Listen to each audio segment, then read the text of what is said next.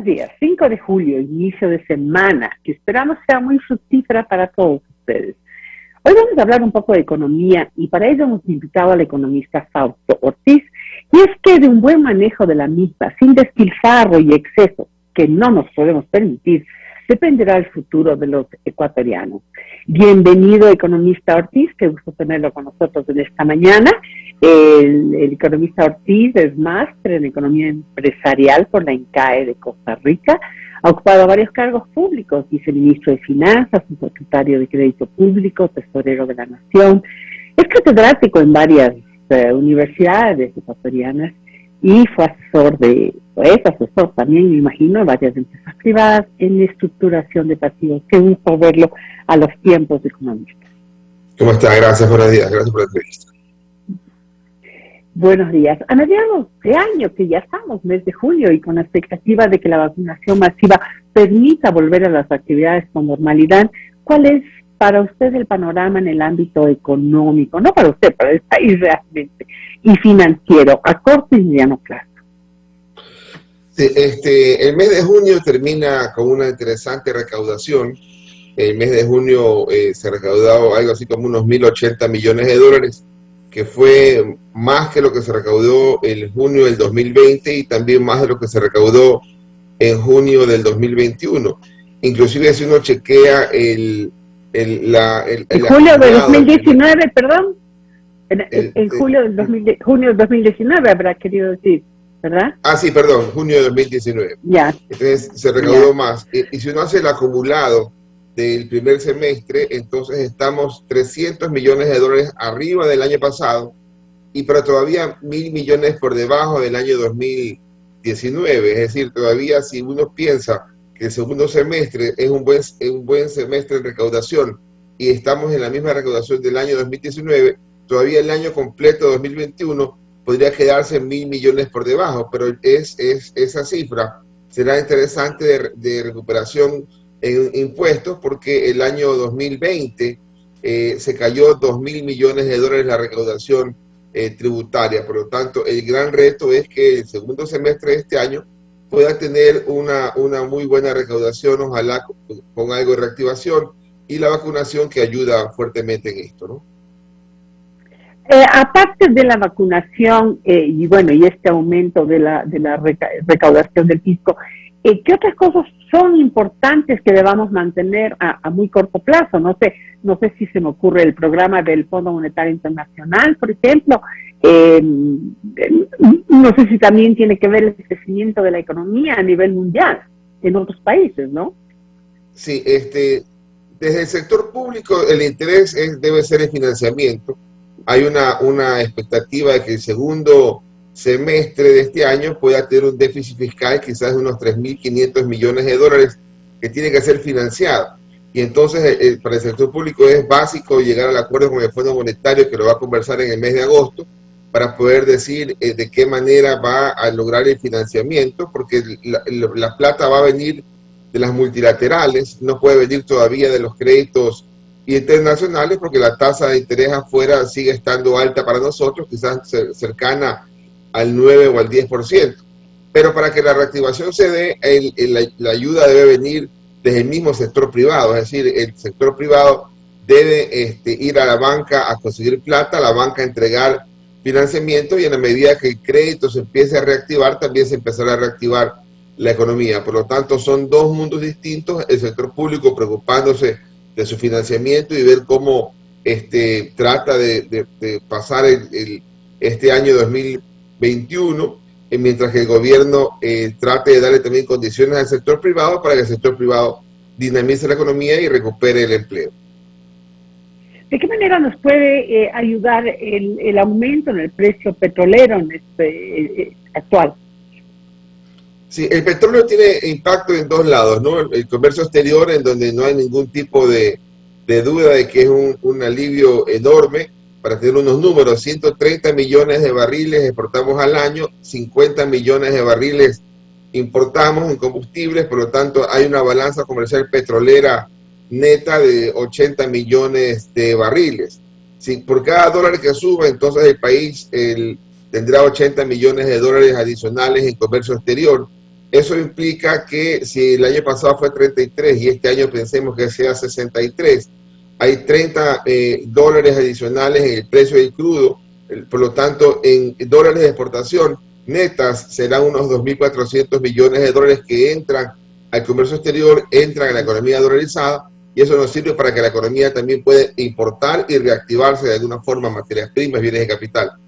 Pero esa misma ventaja no se siente en el sector público, en la parte fiscal, porque en la parte fiscal lo que quizás podamos ver es una mejora en el segundo semestre de unos 400 o 500 millones de dólares de lo esperado frente al año pasado. Por lo tanto, ¿por qué no es tan bueno el petróleo en el sector público en el tema del presupuesto de Estado? Es porque hay deudas de Petroecuador por obligaciones pasadas, hay que hacer inversiones y también porque hay un subsidio de combustible que está molestando y que molesta un poco más mientras más alto sea el precio. Ok, cuando usted dice que ese subsidio de combustible está molestando, ¿a qué sectores molesta? ¿A qué se refiere? A ver, el año 2020 el subsidio de combustibles habrá sido unos 1.000 millones de dólares en su conjunto, entre lo que es gasolinas, diésel y gas. Para el año 2021 este subsidio podría llegar a alcanzar unos 2.000 millones de dólares. Es menor que lo que hemos tenido en el pasado, porque hemos tenido años de 4.000, 5.000, 6.000 millones de subsidios. Este año es menor porque hay corrección en el precio de la gasolina super, hay corrección en el precio de la extra y hay corrección también en el diésel. Pero todavía, por ejemplo, el diésel que está a $1.50 está por debajo del precio internacional del diésel, que hoy día estaría bordeando los $3 y un poco más.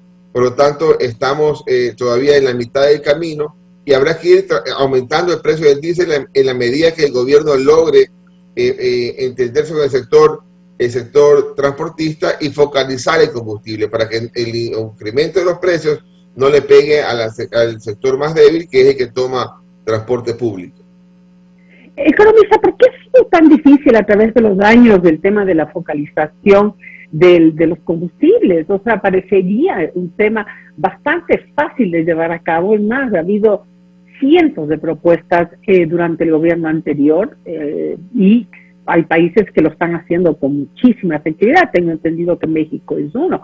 No podemos focalizar y mientras tanto César Monge dice que van a revisar el tema del subsidio al combustible y probablemente, digo yo, retirar las franjas que en este momento están funcionando para el valor del mismo. Entonces, no sé qué es peor, si el remedio o la medicina, digamos, o la enfermedad, porque volvemos a lo mismo. Si retiramos el subsidio o aumentamos, mejor dicho, el subsidio, entonces el país pierde un montón de dinero cuando hay una solución que puede satisfacer a todos.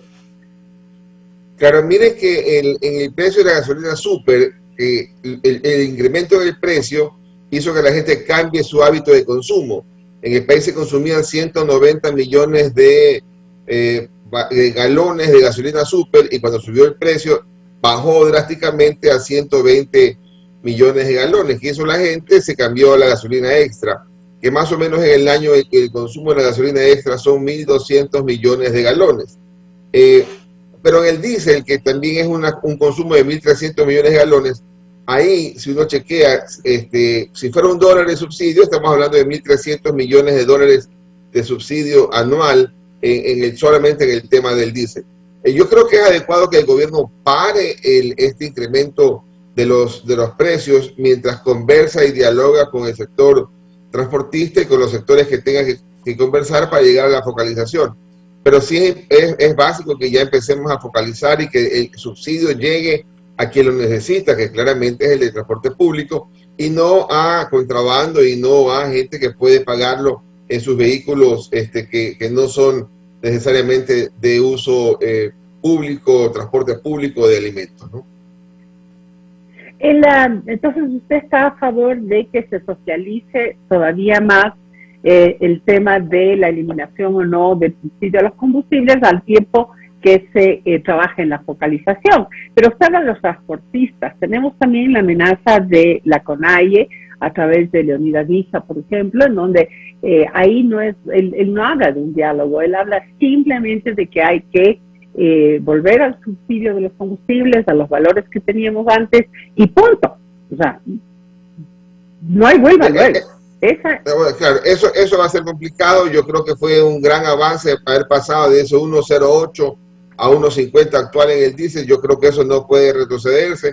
Lo que también hay que estar claro es que no hay que, yo sí creo que no hay que estar siguiendo el precio del día de ayer del combustible para fijar su precio en la estación de servicio. Por decir algo, ayer estuvo a $70 el WTI, por lo tanto el precio va a estar más alto, pero yo preferiría trabajar con un precio unificado. Por ejemplo, el precio del petróleo que se ubica en el presupuesto del Estado debería ser el que sirva para fijar el precio de los combustibles, es decir, es un precio que va a estar no sujeto a las fluctuaciones del mercado, y que si el gobierno va a poner un precio de petróleo en el presupuesto del Estado de $55 en el ejemplo, entonces con ese precio también fije los precios de los combustibles, o al menos en la ruta de incremento, para evitarse las fluctuaciones, que si hoy día está a 70, mañana está a 60, y entonces no es tan sencillo acá estar moviendo los precios, porque cada movida de precios es una molestia para la parte política y también para la ciudadanía.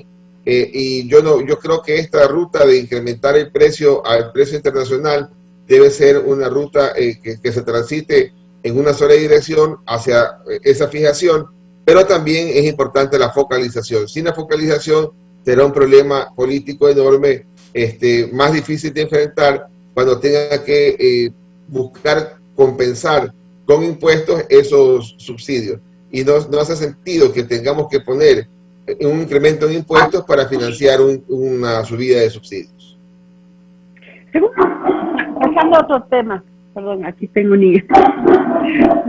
inquilino.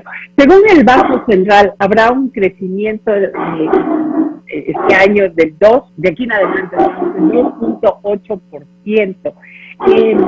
¿Esto es real? Porque el Banco Mundial habla incluso de un crecimiento mayor. ¿Es real? ¿Son reales estas cifras? A ver, la estimación del Banco Central es una estimación que la hizo allá por el mes de mayo. No es una estimación que está incorporando todavía el cambio de expectativa en el gobierno y lo que pudiera ser el aceleramiento del proceso de vacunación. Hay estimaciones que ubican también el crecimiento económico más cerca al 3,5%, pero más o menos estamos hablando de un crecimiento económico. Eso es el Banco Mundial, ¿no? El Banco Mundial habla de 3,5%. Así es, el Banco Mundial habla de 3,5%, el Fondo Monetario también habla de 3%, por lo tanto, el Banco Central está por ahí también, entre 3 y 3,5% debería ser el crecimiento económico del 2021. Pero hay que estar claro, si uno lo leyera aislado de la historia reciente, dice 3,5% es un buen crecimiento.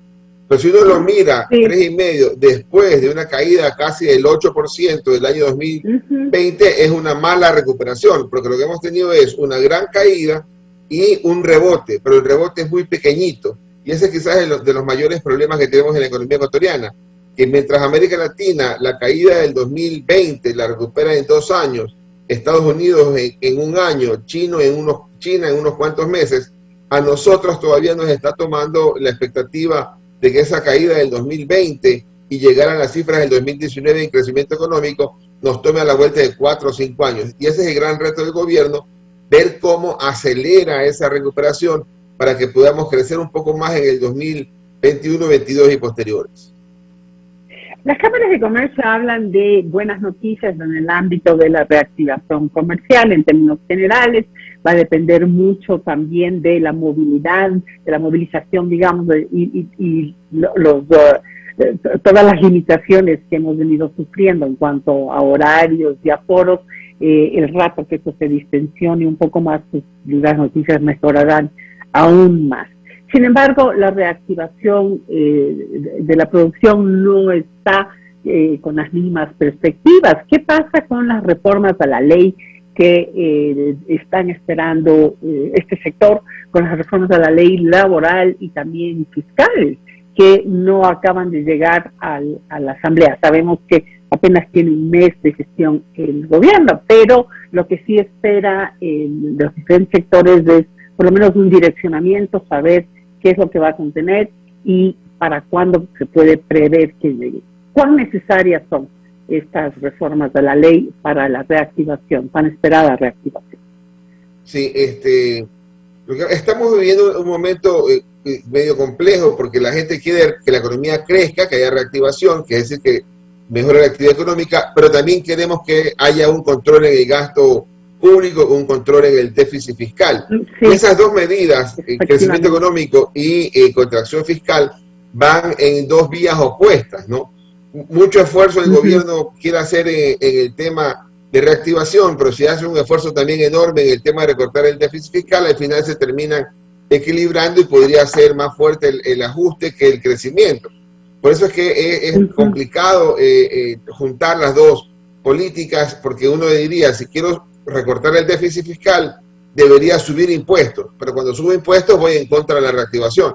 Si quiero recortar el déficit fiscal, debo bajar el gasto, pero que baje el gasto también va en contra de la reactivación. Por lo tanto, entonces, ¿qué sugiere usted? Ya se me acaba el tiempo, pero ¿qué sugiere usted? Déjenos con algún comentario que nos dé una luz al final del punto. Claro, el gobierno debe aprovechar su momento de luna de miel estos primeros 100 días para mandar una ley que empuje la reactivación, y quizás si hay que escoger entre la parte tributaria y la parte laboral, debería escoger la parte laboral para darle una recuperación económica y poder contratar gente que hoy día está en el desempleo, en el subempleo. Habría que entre las dos escoger la laboral. Pues bien, entonces, según la opinión del economista Fausto Ortiz, es importante aprovechar esta luna de miel para favorecer sobre todo lo que es la reforma a la ley laboral, pero ese consejo lo podemos ampliar a muchos otros temas pendientes del gobierno que en verdad, si bien el tiempo es muy corto, debería aprovecharlo al máximo, porque siempre hay un desgaste, ¿verdad, economista, en el camino que después va haciendo más difíciles las cosas? Así es, la Asamblea tiene su mayoría hoy día, el gobierno está pegado ahí, ojalá que pueda pasar leyes aprovechando esa mayoría temporal, porque si no en algún momento se empiezan a fracturar. Muchas gracias por acompañarnos, será un gusto conversar con usted sobre estos temas periódicamente. Ojalá nos dé el honor de contar con su presencia. Con mucho gusto, Yolanda, pase muy bien.